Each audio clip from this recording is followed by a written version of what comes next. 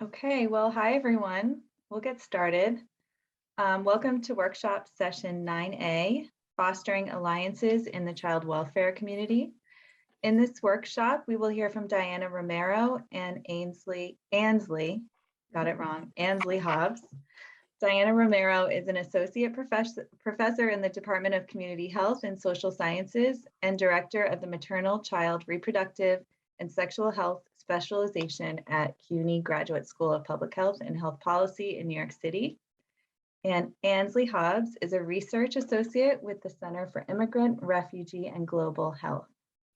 Before we begin, I want to introduce myself.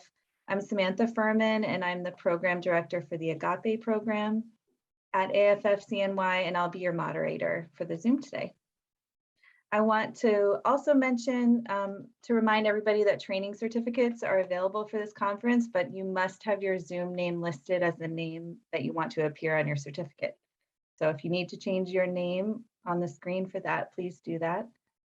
I will put the link for requests in the chat box, and I'll also put two other links guiding you to our book table fundraiser and the conference workshop evaluations. Please know that if you have any questions during the workshop, please feel free to put them in the chat unless the presenter specifically asks for anyone to unmute themselves. And I'll just keep everyone muted for now so we can hear the speaker clearly. Additionally, we are encouraging all workshop presenters to add any handouts, slides, etc., into their specific event on the network so that the conversations can continue. So you can be looking for that over there on the network. So with that, let's get started, and I will hand it over to Diana and Ansley. Great, thank you very much, Samantha, right?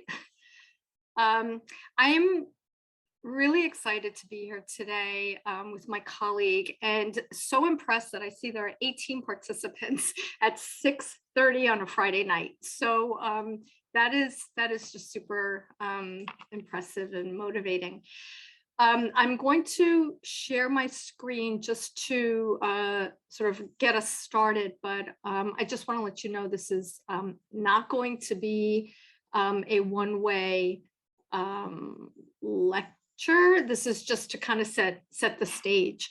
And so we're calling this Fostering Alliances in the Child Welfare Community, Mapping Systems for Collaboration Across Agencies to Improve Case and Health Outcomes. And firstly, I'd like to say that we're using the term child welfare broadly. So we're not using it within a narrow child protective services context. We're using it really all of the providers and stakeholders and important sort of key players, the range of key players in the large space of child welfare and as it relates to foster care, adoption, engagement with various systems.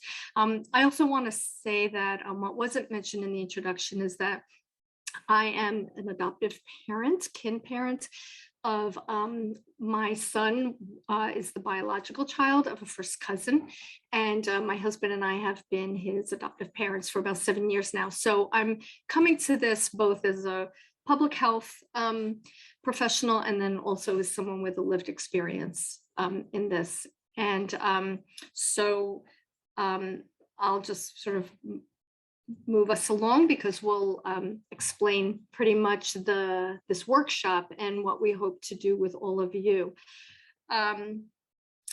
Maybe Ansley, if you want to just sort of take this piece. Absolutely. So really, we're looking to hear from a really broad range of stakeholders in this area. Several examples are listed on the screen here, looking from everything from parents to social workers, law enforcement, kind of broadening the perspective of what we include in the child welfare space. And so if possible, we would love to know who's here right now, who are we speaking with, and who will be engaged with today. So if you could enter the following information, just your name, your connection with the child welfare experience, system, and an organization or position, if that's applicable to you. And while you're doing that, I assume you can hear me. While you're doing that in the chat, because it'll really help us get a sense of who all has participated in this workshop, I'd like to just also, go ahead and see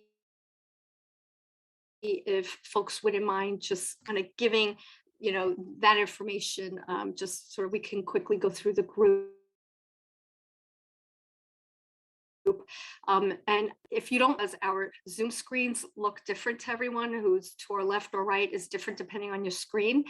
And in the interest of time, I'm just going to go, or actually folks can or open the participant window and you'll see we're all listed alphabetically. So if you wouldn't mind just quickly saying your name and these sort of 3 items here that you're putting in the chat, that would be great, so everyone kind of has a real-time sense of who all is in the group. So I went already, and I know I think Samantha would be the next AFFCNY person there noted as the host.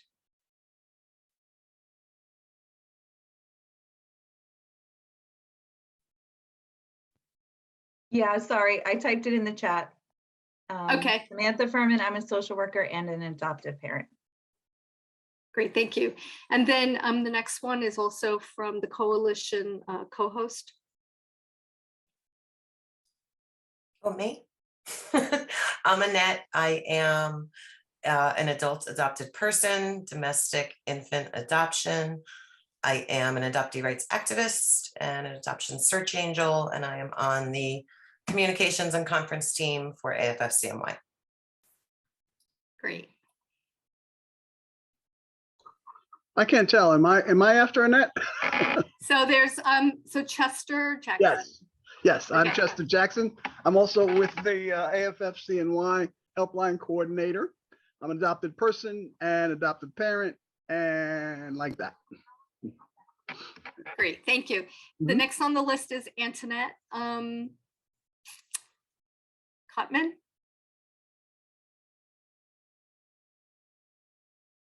Okay, I had to unmute. Good evening. Okay, my name is Antoinette Sumter Cotman. I'm a foster adoptive parent. I currently am serving as the New York City Family Advocacy Specialist with AFFCNY. Thank you. And then I see Brenda Burney.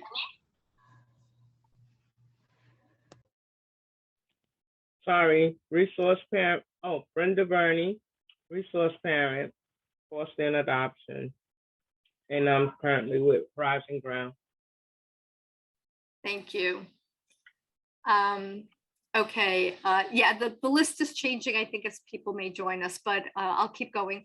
Shemeni Vizzi. Hi, I'm Shemen Vizzi. I am with the Coalition Communications team. I am a adoptive parent. I also lead a support group for the last 15 years for pre-adoptive, post-adoptive, foster families, kinship, guardian, and all sorts. Thank you. Okay, Janet Stevens. Hi, I'm Janet Stevens. I'm a foster and adoptive parent. I'm also part of Share Family Support. Great, thank you. I see Jessica Hyatt. Hi. Hi.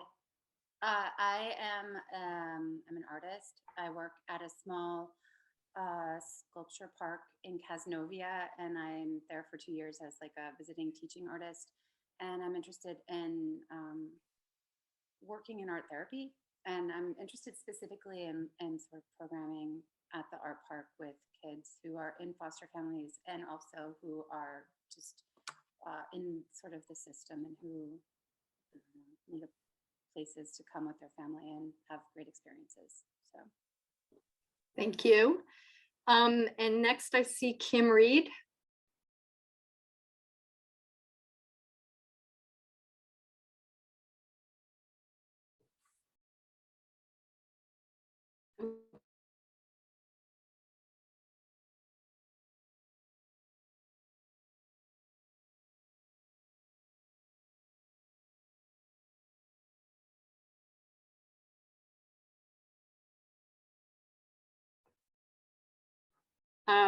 Did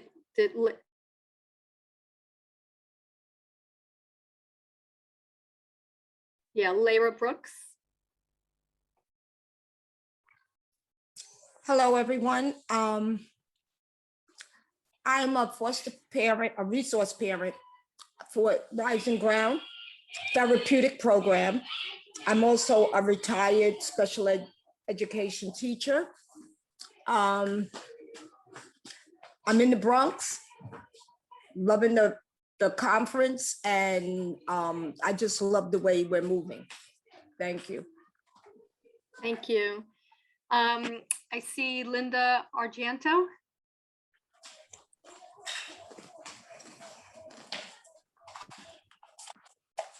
Hi, I'm Linda Argento. I'm a child welfare manager for Westchester County Department of Social Services.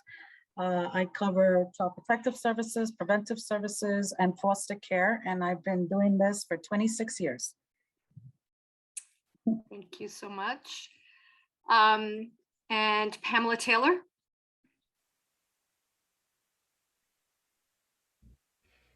Hi, my name is Pamela Taylor. I am currently the case manager for the adoption program at Children Awaiting Parents in Rochester, New York. Thank you very much. All right, Pat O'Brien.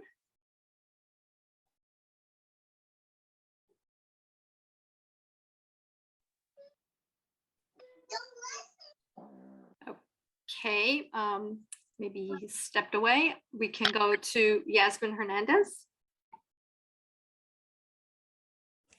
Hi, everyone. My name is Yasmin Hernandez. I am a supervisor of preventive foster care and CPS out of Westchester County.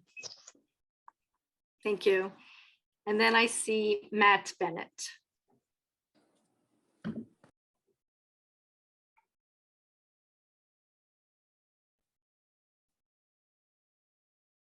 Okay, I think so. If some folks have stepped away, that's fine. Thank you so much for doing those introductions. It just helps so that, you know, if we can't be looking at the chat at the same time, but we can at least have a sense of who all is in this space.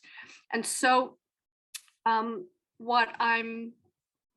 me see, I'm trying to move my slide here, and here we go. And so this workshop activity that we're going to do is called group model building. And we're coming to it with a few, well, there's certainly some goals and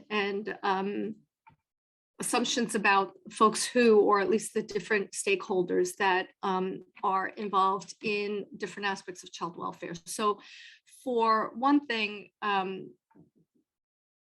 our understanding is that providers bring different perspectives, different training, maybe even different missions based on the organizations that they work with to their work in child welfare. And working in different institutions and sectors means that there's going to be potentially some synergies, but then also possibly some differences and challenges in reconciling different missions and perspectives. This presents a challenge potentially for families that providers seek to help and serve. And it's possible that also because of different institutional missions and processes that there are difficulties potentially in collaborating effectively, providing, for example, integrated services. I mean, I know from my own experience with our son that has been something we've experienced. So this given, if you will, that there might be different perspectives is, I think, a starting point for us. And the main activity here is that the participants in this workshop can engage in, you know, voicing and documenting the different perspectives and experiences that they've had with regard to interactions in the field. That's the space we would like to focus on, because we know that so many providers and different stakeholders are involved in the child welfare system, and that those interactions are, you know, can be both positive, negative, and maybe somewhere even in the middle. We would hope that through this group model building process that there might be some increased understanding or collective understanding of the different ways in which maybe integration of services can be achieved, but also the barriers to that, maybe the systems that we're kind of stuck in and have to work within with whatever the attendant limitations might be. So this method, which we're calling group model building, others have used in all different kinds of settings. And it is really to hopefully get us to a place where we identify factors and maybe do some group problem solving, or at the very least assemble suggestions and recommendations and ideas that might guide steps forward, either for policy change, for programmatic change, ways to try to ultimately improve collaboration among the different entities in this large system, and possibly, as we started out, improve outcomes, whether it's case outcomes or, from our perspective, having a public health lens, maybe child and family health outcomes. So, and I should take a step back and say, if anyone wants to, please, speak up or interject or, anything, that please feel free to do so. So that is, we just wanted to lay it out here so everyone can see that that is basically sort of the focus of the workshop and the approach that we plan on taking. This we thought would be a good visual of what we are going to do. So I'm just kind of curious if I could, I'm gonna do my full gallery screen here to see if I could see as many people are here as possible. By maybe a show of hands, or if you raise your hand in the Zoom, way of raising your hand, can you indicate if you've used the Google Jamboard feature before today? So like if you go into, where is it? Under, I thought it was under reactions, where you could show, I wonder if even raising your hand. Okay, so Barbara raised her hand. I can't even find the hand raise feature. Linda has used it, Argento. Okay, but maybe there's a bunch who haven't. It's actually quite straightforward, and we'll explain it. Yasmin has used it. Okay, so that's what we're going to use. So not to be put off by this image right here in front, it's just to show that on a particular topic. This example is from a report that had to do with, nutrition among children. That's not what we're going to focus on, but that there are ways to bring groups together to start thinking about like pros and cons of factors, facilitators, barriers. And so this group model building process can lay out a schematic like this, which we are going to do in Jamboard. And then, as you can see here, this arrow shows that through this collaborative process, these question marks are the things we're going to do. We're going to fill in question marks on our own topic around integration of services or collaboration in the child welfare space. But ideally that then leads to, here we go. I know this looks a little crazy, but that's sort of what happens when you bring a whole bunch of people together with lots of experience and ideas, right? So the idea is that we will assemble from our experiences, from our lived as well as professional experiences, knowledge, and the like, a sense of what are the important elements to integrating services in child welfare, what might be some of the barriers, what might help things along, how might it be useful or not, okay? But ultimately, we would hope that this would lead to some kind of a model that captures an improved understanding of the different systems within which we work or experience on the parenting and family side. And ideally with a group like this of more than a dozen experts in the field, and with all of that, this group will bring together, potentially assemble recommendations going forward. I should say the last thing before we get into the real activity is that this workshop is just a part of a larger project that Ansley and I and some others are engaging in around this particular issue of collaboration, improved collaboration and integration of services in child welfare. So this is part of a larger project, and we'll remind you all this at the end of the workshop, but anyone who's interested in continuing the conversation as we go forward after the conference is over here, we would absolutely welcome that. But we can remind you all of that. So this is a crazy looking graphic, but it's the result of this group building process. So what I would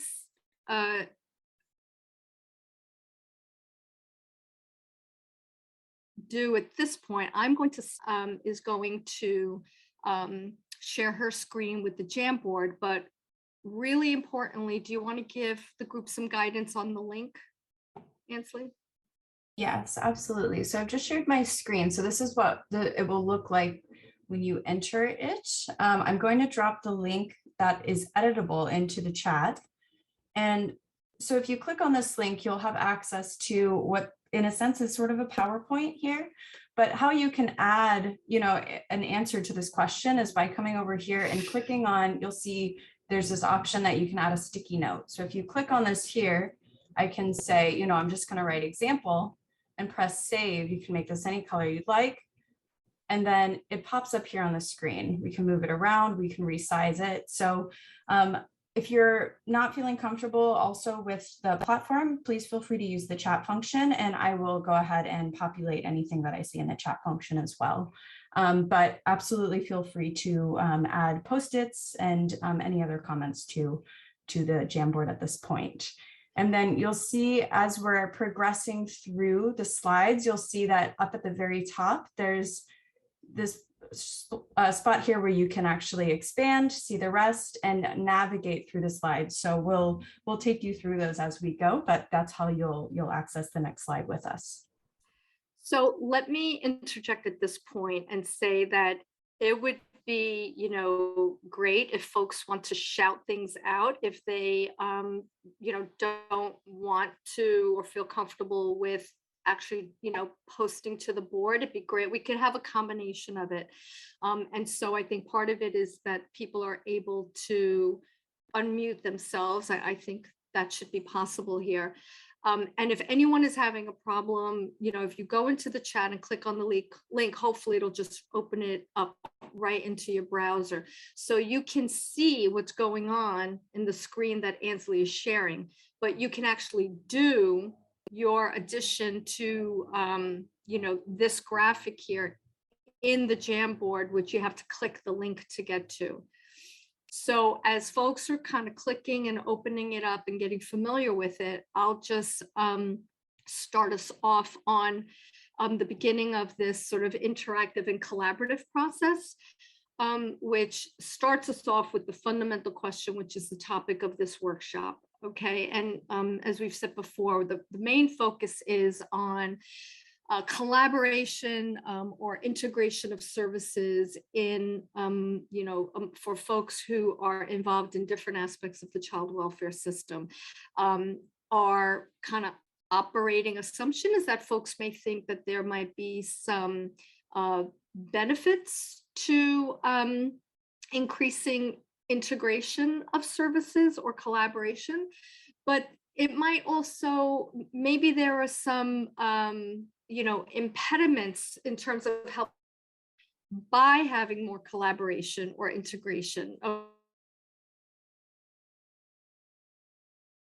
Okay, that I'm sure people are coming with, but just to start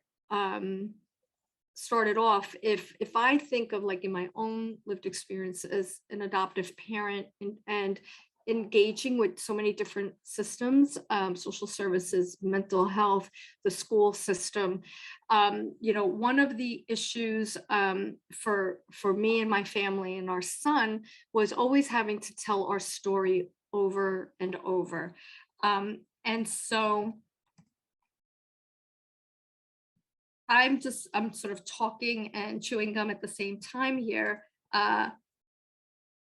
by typing into the Jamboard, but you'll see the minute I hit save. Okay. I just entered, the not having to retell. Here we go, under benefit. For me, and like I said, I'm just kicking this off. I'd love to see what other people either post to the board itself or want to unmute and articulate to us. And then between Ansley and I, we can post it if you would prefer that. But for me, as a parent of an adoptive child, our son definitely had some traumatic experiences when he came to us, and having to retell that story every time we engaged with another provider was really difficult. And I guess to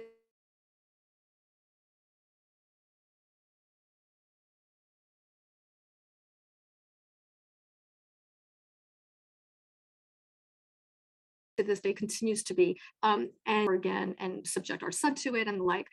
So for me, one thing that quickly would come to mind would be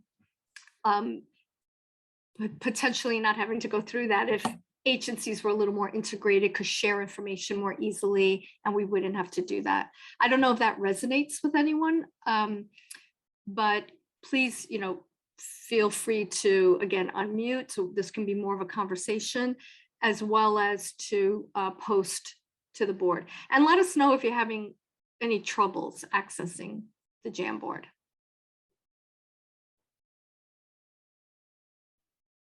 Thanks, Yasmin, for posting in the chat. Oh, perfect. More minds, more ideas. That's great.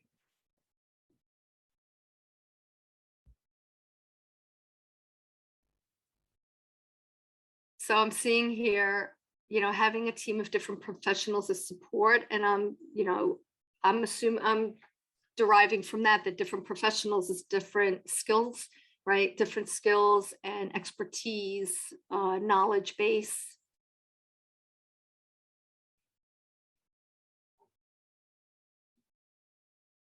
Okay, because of my aging eyes, I'm just making things a little bigger.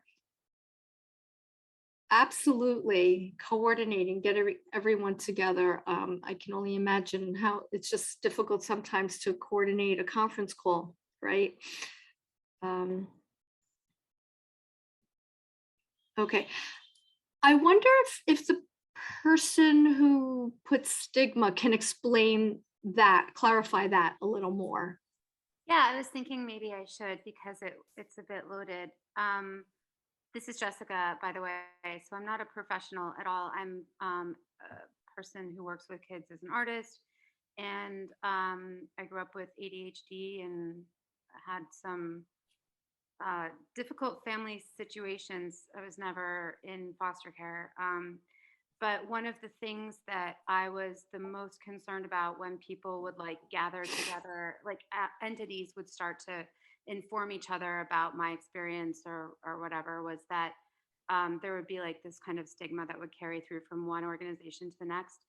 And so when I think about working with, and in my experience working with kids at a museum, one of the things that I try to do is and I'm not sure if this is wise or not, but to sort of let it be a break for them from all of the things that have informed their story in the past, So I don't know, I just thought I'd throw that out there, because I think that there are ways that people can become a little bit overwhelmed by a single narrative that's being held in everyone's point of view. I think that's a great point. And of course, my own experience is sort of, I guess, my reference point. And what you made me think about, Jessica, is many times when I felt when information was shared, it's sort of be careful what you ask for, right? Or be careful what you wish for. Because when information was shared, sometimes I felt like it wasn't with my knowledge, and that providers or professionals in other agencies or settings might have some preconceived notions about, you know, what might be going on in our family life and maybe some of the challenges that we had with our son. And so in that case, the sharing, and I didn't think of this until you just, you know, articulated that. Sometimes I felt like the sharing might have resulted in people kind of having some assumptions before they even met my family. I don't know. Does that resonate with anyone? Oh, I'm sorry. I'll No. turn the mute off, but I worked with some foster kids who I think really did experience that feeling too, of walking into a room where adults had sort of already decided who they were or what their situation was. So I'm going to go back on mute, but thank you. Yeah. So I don't know if anyone would like to either build on that or, you know, contribute something else to the conversation.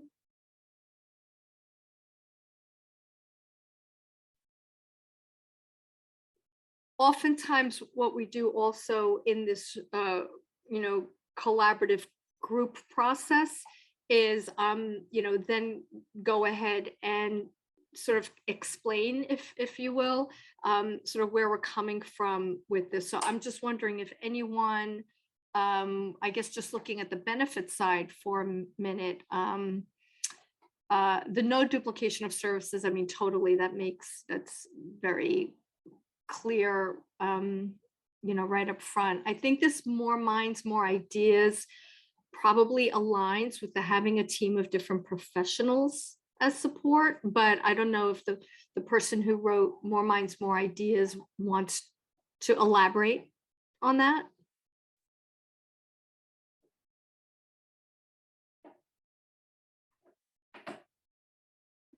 I guess what I was saying was, you know, if you have more folks on that like committee, I guess, like there are more people who know more resources versus just having one person as the point person, that having someone working in different areas of like the county, they can think of other agencies and resources that could benefit the family.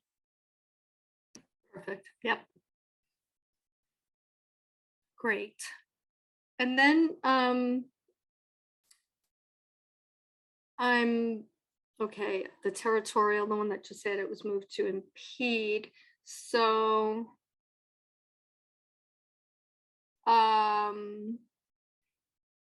this getting to know the family personally, strengths and areas of growth. Thank you, whoever's making it bigger. Helps with my eyes. I also have a small laptop that I'm working from.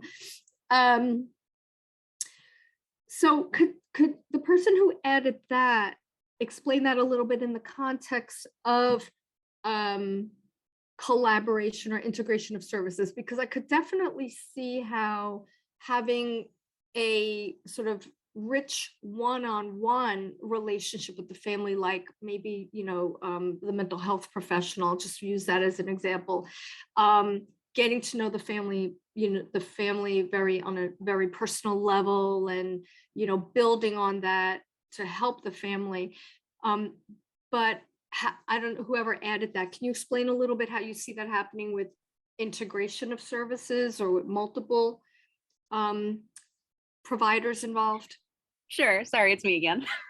I was thinking about like if you know that a parent is going to be going through like a relocation, or if they're getting a new position, like the things that they need access to, like, do you know how to get, do you know like the bus route there? Do you have a way to get there? Transportation, you know, if you're going to be having visits, you know, how are you going to be getting to them? Like things like that. I think just having a team that can think about those situations that might not be in the forefront of their mind is helpful. Like knowing, oh, you don't have a car, so you're going to need to have bus transportation. Do you know the route?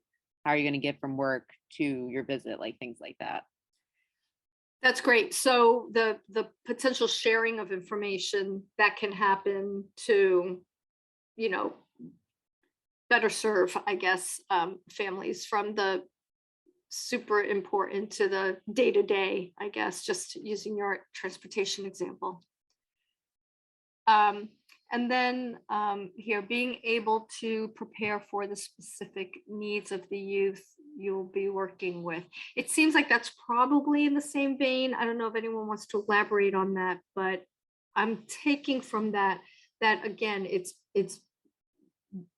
the collective contribution or sharing of information among a team would enable any individual providers to better serve, know more about and better serve the children and families. Did anyone, the person who contributed that, want to elaborate? Well, that was me again, Jessica, and I guess I was sort of listening to the other person speaking and just recognizing how important that is as well. Yep. But just to understand like what types of cues or what types of things you can look for and be prepared for so that you are able to better support whatever people you're working with need. Absolutely. Yep. Thank you. So please keep them coming, even though I think we'll shift for the moment to the other side of the column, but any other contributions to benefit, we can certainly go back there. I can't help but, you know, want to hear more from the contributor to Too Many Cooks. I really, it would be great to hear more about what's behind that.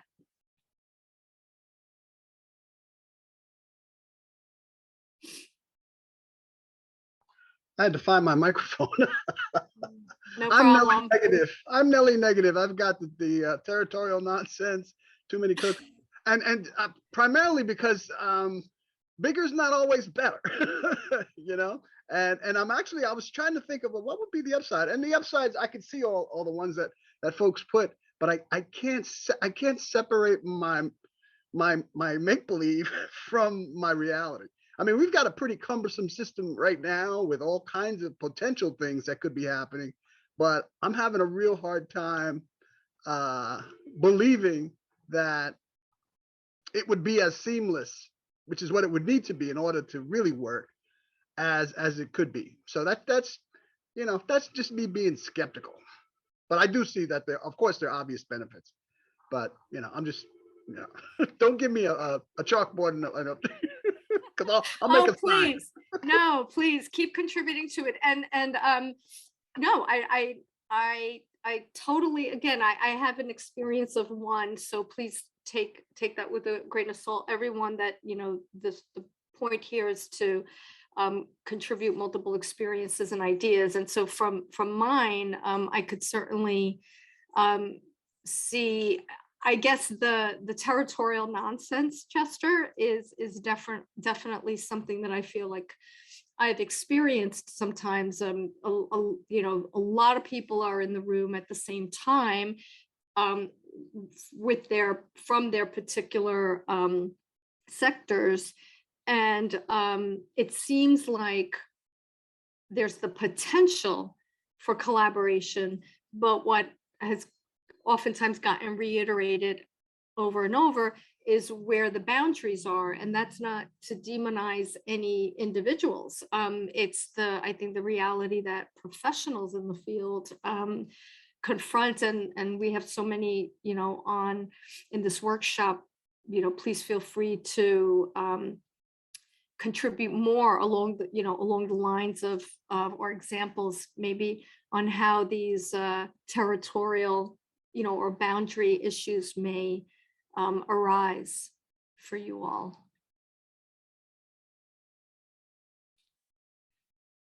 So Diana, in working in specifically child welfare, what I have seen is when we do have a lot of people involved, we all have different agendas, and we're not taking the family's benefit in consideration. We're thinking about one child's safety. We're not thinking about how it's going to impact the family dynamic, how it's going to impact the parent from missing work because we're asking them to run around and do all these different things for us to be able to get them back. There's a lot of different people involved and everyone feels that they know this family a certain way and they feel that they know what the goal should be.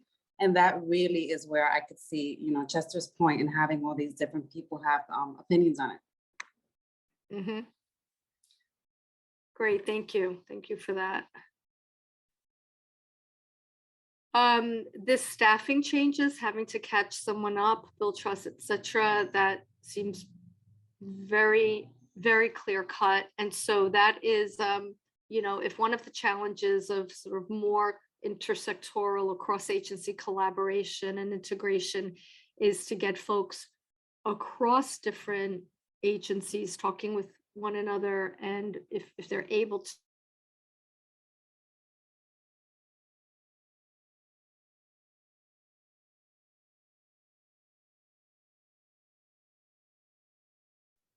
Oh, it sounds like Diana. turn over even within the system. You cut out for a minute, Diana, if you want to repeat what you just said. Oh, sorry. I was just saying that if it's to work across sectors and agencies at times, that then turnover within agencies would also, you know, be a challenge in terms of continuity. And so I appreciate that statement there about staffing changes. Okay, and then under impede, I'm seeing a few others. The coordinated, that pink one, I don't know, Ansley, if you can increase that one a little bit, thanks. Coordinating, getting everyone together. And for sure, like I said, even just a conference call, many times it's, you know, crazy. If the person who contributed that one, or if it resonates for other people in the workshop and you want to speak a little bit about, are there more specific issues in coordination beyond just that people are busy and their schedules are full and finding a date? What other aspects of coordination, getting everyone in the same room, might also come into play here that have to do with, like, I don't know, agency differences?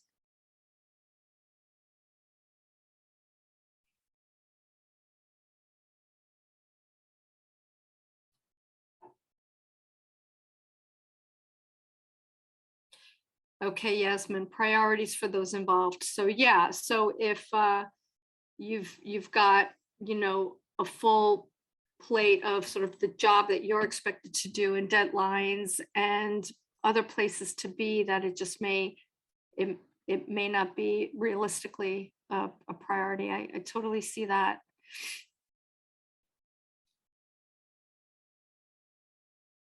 Okay. So I think we could probably continue to add to this, but this seems like a healthy sort of set of, you know, issues on both sides of this question in terms of if integration of services were to be, you know, a focus of, you know, increasing collaboration, what might be some of the pros and cons of it. Keeping this in mind, and you can on your own end, since you now have the link for the Jamboard, you can go back and forth on your own. But maybe what we'll do now is we'll move to the next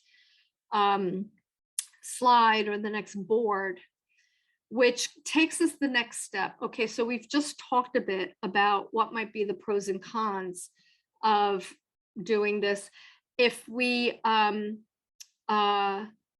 think about just the benefits associated with trying to increase integration of services and collaboration, let's think now about what might be some of the factors or facilitators that could help us get to a place of greater collaboration and more integration. So I'll just repeat that. And I don't know, maybe Ansley, while I'm talking, if you want to like throw something up there, you know, that might be an example of it. But again, just not being the negative Chester, sorry to pick on you, Chester, but not being on the, you know, there would be some negatives to it for the moment. We'll get to that. But if we focus on, okay, this could be a good thing, this could be a positive thing to try to expend some energy on thinking about ways that increased collaboration in the field can be achieved. What would be needed to achieve it? What would be a factor for achieving it? So I don't know. I was trying to focus on the facilitators first. I don't know, Ansley, if you put that blue one up there or if others are, but this is great. Okay, so, but it is on the barrier side. So we'll switch over and look at that for a second. So what might be impediments to integrating, factors that would be present as barriers? And I'm going to just change my screen for a moment so I can read some of these items a little better. So systems are in place for staffing changes. Every year the laws change, lawyers change courtrooms. January, we get a new lawyer to catch up. Okay, so this gets, I mean, it's using the context of within the legal system, but I guess fundamental is the, turnover, transition turnover. My sense is that the field also, the experience with burnout. Does anyone, the person who added that, want to elaborate a bit on the turnover and how that's a barrier within the legal context, or if folks have thoughts about how turnover in other contexts as well that would need to be taken into account?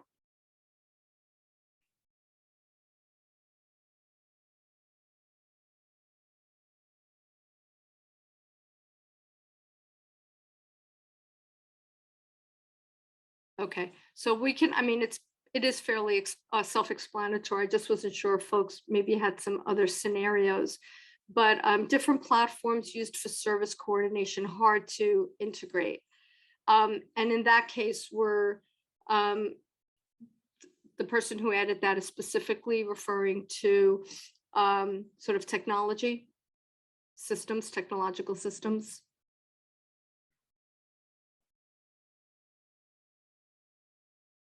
No, I was trying to find my unmute. That was my example. Sorry, That was yours. Understood your order. So I don't have experience in it, so we can also completely disregard. Yeah. Well, I wonder. It seems really like fairly likely, considering in most contexts there, there are issues of compatibility, right, in terms of data management and storage and the like. So on the factors that would facilitate integration, okay, I see one here. Having,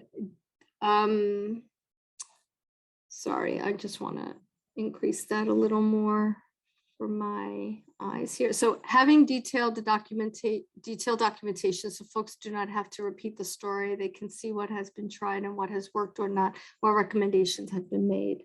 Absolutely, and that, that's close to my heart, having mentioned previously the I don't know, the negative impact that it has, having to tell stories over and over to ostensibly, strangers until relationships are established. I wonder if any folks working in the field could speak a little bit to that in terms of,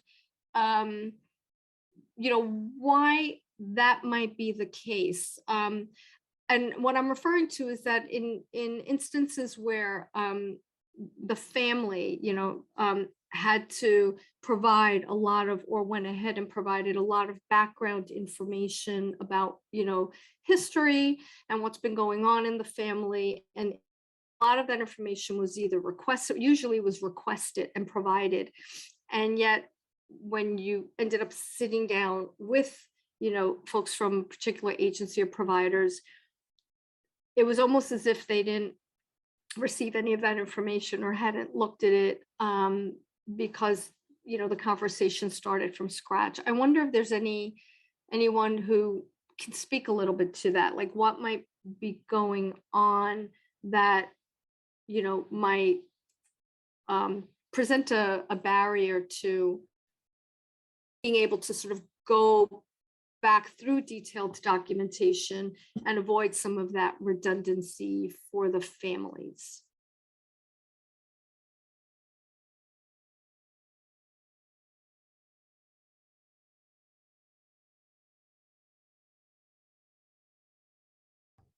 I think one of the, it reminds me of what our first speaker talked about early this morning, and he was talking about the problem with not a problem. The issue is that we're still trying to fit people into a system instead of a system around the people. I feel silly even kind of debating it, because obviously the more service providers, logically makes sense that there's more service that can be provided. But in my experience, it becomes a matter of, well, this is what I do. And if the need doesn't fit into what I do, then I can't help you, other than to hand you off to this other system that is supposed to fill in that block. And it might just be my own cynicism, is that I just don't think that I don't see us getting as seamless as it needs to be, where we become departments instead of entities, where, oh, okay, well, let me bring Susie in from, data input, and she can, you know what I mean? Instead of handing the family off, we need to we need to bring more people into the room.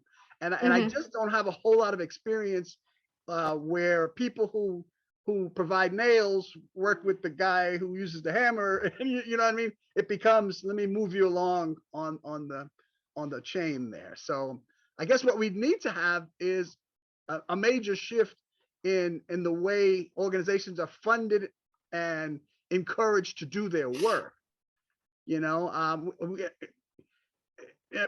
When we have what we have now is everybody is worried about doing what their particular mandate is, and we all don't have the same mandate, which I think is part of the issue. And if we can get to that place where everybody, no matter what the situation is working to truly achieve the same thing and not just keep ourselves in business, then all of this stuff can work beautifully. But I'm having a real hard time visualizing that. Yeah. Yeah, no, thanks for that, Chester. And I think, we probably all have difficulty envisioning how things can be different when there are so many, barriers as I look at the screen in front of me, not the least of which you mentioned, on the funding side, right? So like categorical funding, funding of categorical programs is, a real limitation for agencies to be able to do, more holistic programming.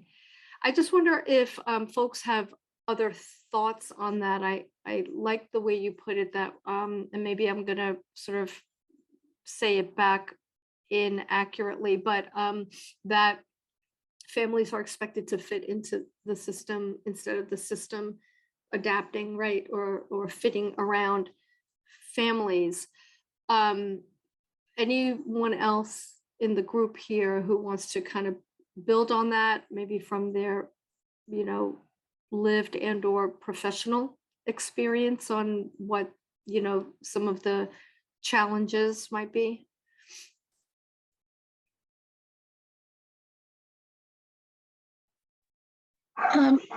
Yes, this is Priscilla, and I worked for Liberty Resources in Oswego and Onondaga County. And, and one of the issues that we found when we first began working in kinship care was the deliverables that we're required to meet, right? The contractual obligation that we have to fulfill. And there were three, this is just an example. There were three kinship programs in the county. And at first, when we came on board, there was a sense of real competition. Well, who's going to get this family? Who's going to be able to count that number and all of that? And whose program is best? But what we realized after, I think we had lunch together and realized that all of our deliverables were a little bit different. And so there, for example, one of the programs was responsible for doing family cohesion activities. And so fun things to do, bowling as a family and so on. But they weren't allowed to include birth children in that. If there was a kin child in the family and a birth child, it would be only the kin child that would be eligible to go bowling with their family. And so the other family would have to stay at home. And that wasn't a limitation in our contract. And so we quickly figured out who could do what. I can't spend money on X, but you can spend money on X. I can spend money on Y and you can't, but the family needs both X and Y. So we started sort of sharing families rather than seeing a family belonging to the agency itself. It's Office of the Aging could do major repairs to houses, for example. We could only do minor things to houses, but if they had minor things that needed to be done in coordination with their major things, then they could call us and we could work together.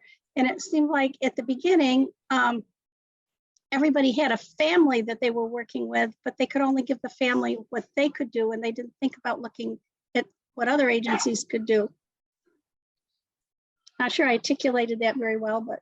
No, absolutely. And I don't want to dominate the conversation. It definitely brought up some thoughts, questions for me, but is there anybody else here who wants to build on what Priscilla just said, like from your own experience, anything similar to that, whether encountering those limitations or finding ways to kind of workarounds?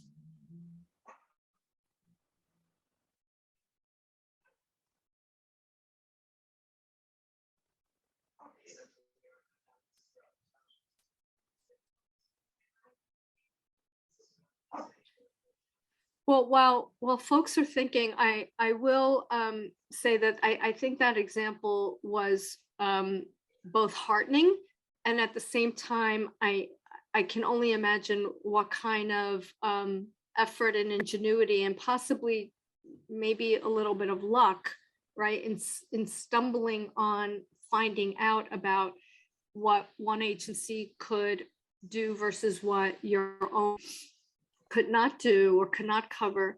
And it seems like it probably falls more to individual providers rather than is happening broadly at the higher organizational level. I'm seeing some shaking heads, so that it probably falls to individuals who are motivated and creative and go over and above. Is that pretty much what happened? Yeah.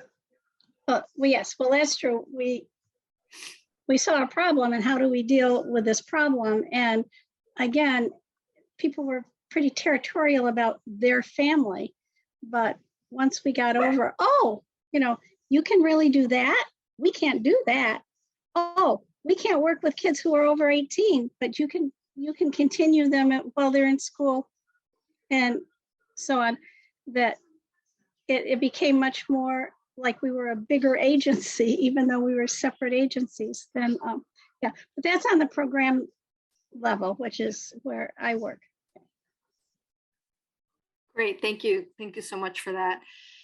And so while the verbal conversation has been going on, I see that folks have been adding as well to more factors that either facilitate or serve as barriers to sort of integration of services.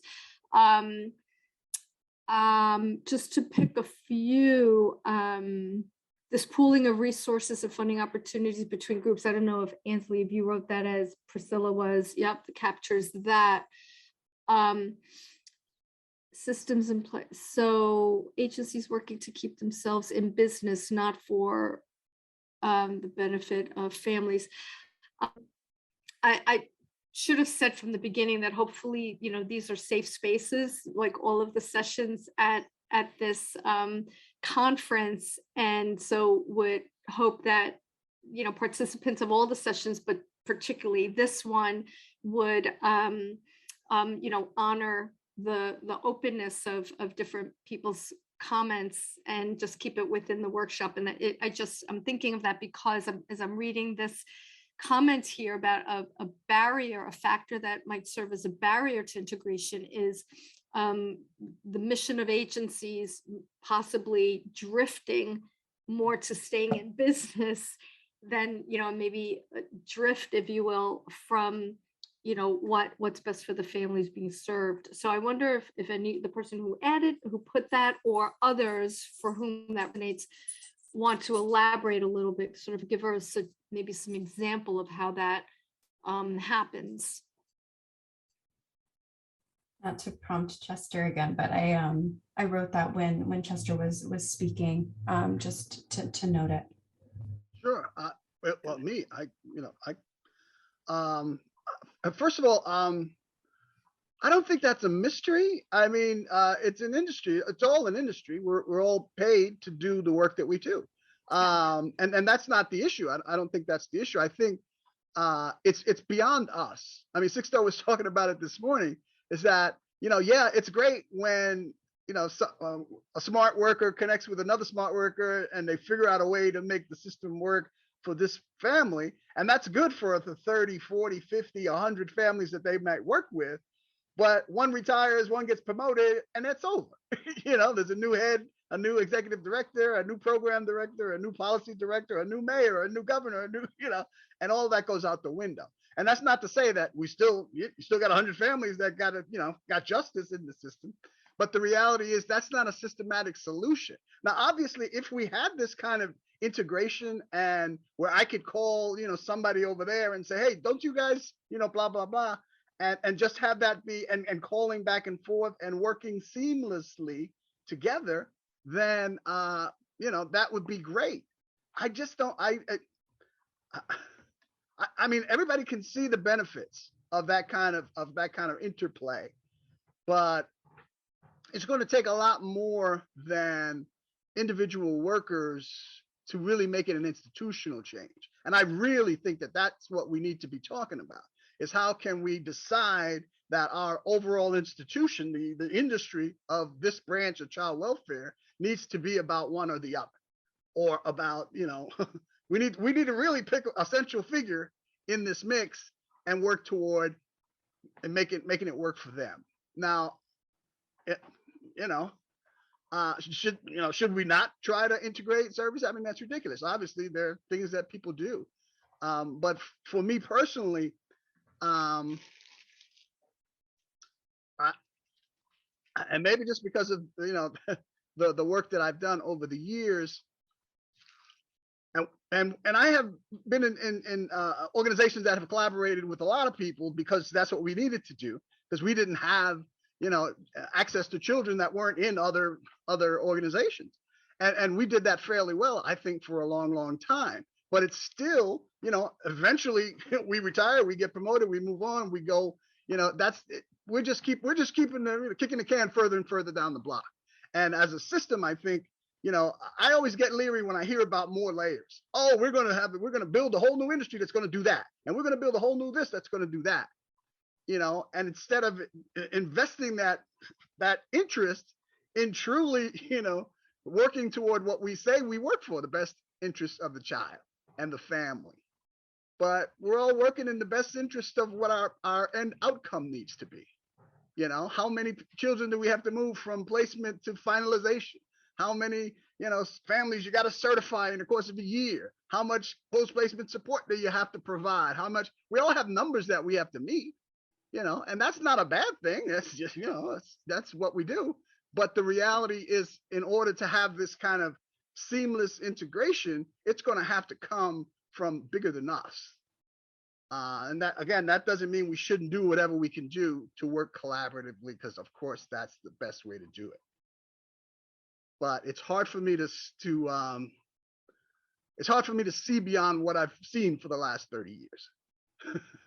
Even though I have faith that somewhere out there in the universe, there are better angels, but. Yeah, no, I totally appreciate all of that. And you bring me right back to when my family and I were sitting in a conference room around a table with so many people, providers, from different aspects of the field. And you're so heartened by what really seems to be such an investment and caring and resources coming to support the family, and at the same time sobered by what seems to be very bureaucratic and territorial and to a certain extent impersonal, right? And you wonder, okay, what's the outcome going to be? Is it but I again just keep reminding folks to please add in verbally or on the Jamboard. I know we're coming up toward the end of the workshop, and so maybe, Ansley, we might move to the next. Okay, my sense is that the flip side of some of the challenges that have been articulated would be recommendations, right? Like to address, like if you look at the challenge, you look at the territorial aspects, the funding demands, the metrics, like Chester has mentioned, Priscilla's mentioning, like sort of categorical differences, and we can serve this family's needs but not include the whole family, or and so the flip side of the barrier would be ostensibly a recommendation, right, to eliminate that barrier, to address it. And so we can, Ansley and I, going forward with this information already gathered, we can work on that. Maybe we'll just take a few minutes before we sort of pull it all together and describe to you our thoughts about next steps. If folks have recommendations or ideas or suggestions on what might make for better collaboration. And so since you've been thinking about barriers to it, we talked about the pros and cons. So we know there are cons there, but if we just focus on maybe the pros for a moment, and we've identified what some of the facilitators might be and what some of the barriers might be, what thoughts do people have in terms of like suggestions and recommendations? And maybe don't censor yourself. Don't think, oh, but that'll never happen, or that's too blue sky or too idealistic. Let's just take maybe, a couple minutes to, call me crazy, but just like whatever you think would be a good suggestion or barrier, and try not to limit yourself, with your realistic hat on. Try to be a little maybe idealistic.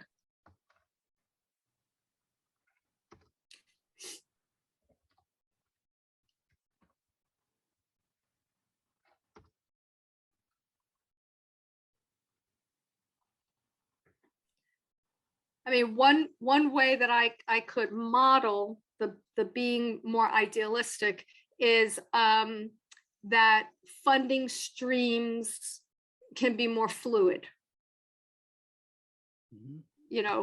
Again, let's not be our own worst enemy and say, oh, that's not possible. They'll never, that'll never happen. Yeah. Yeah, I'd like to see multiple agencies get some kind of credit, acknowledgement, some kind of kudos, some kind of incentive to work with as many service providers as possible.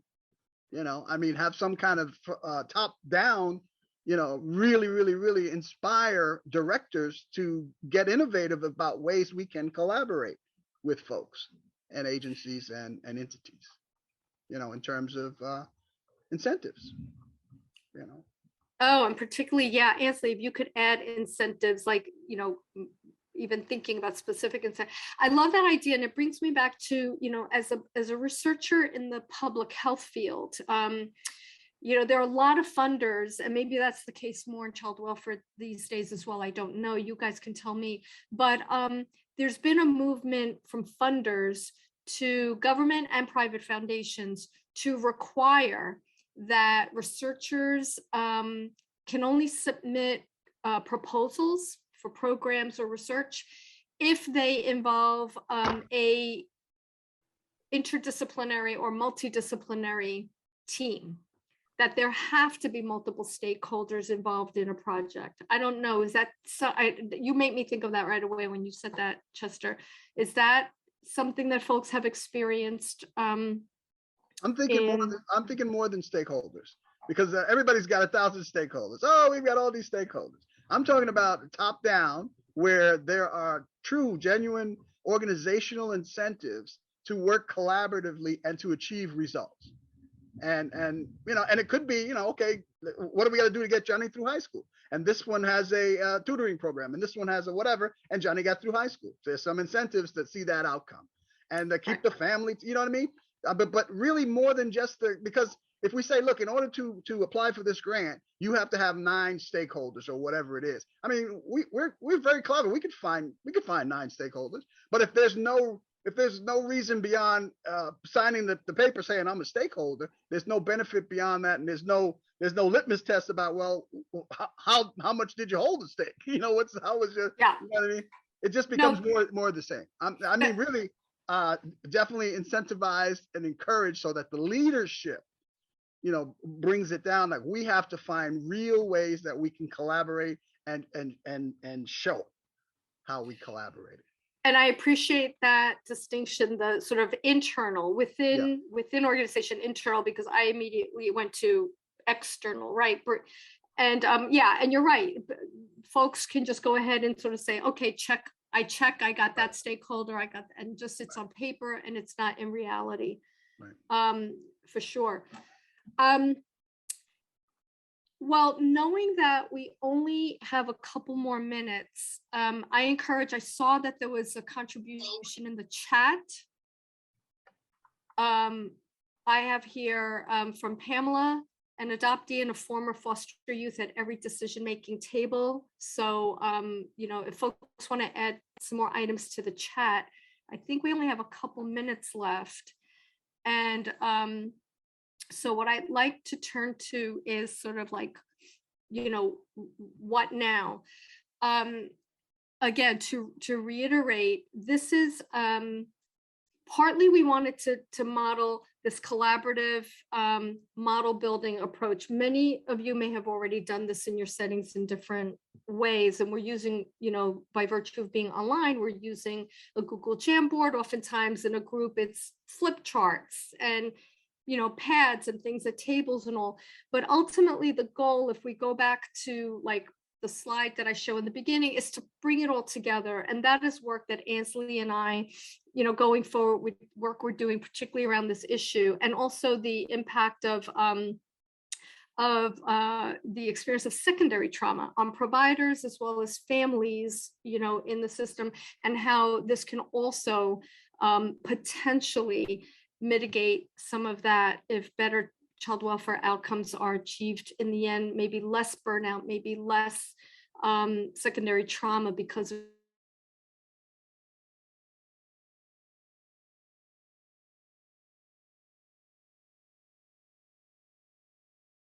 process what was produced in today's workshop and continue in our work. And so I would just, in the last maybe minute we're in, I would like to invite you all to reach out to us after the workshop if you have questions or more ideas about this.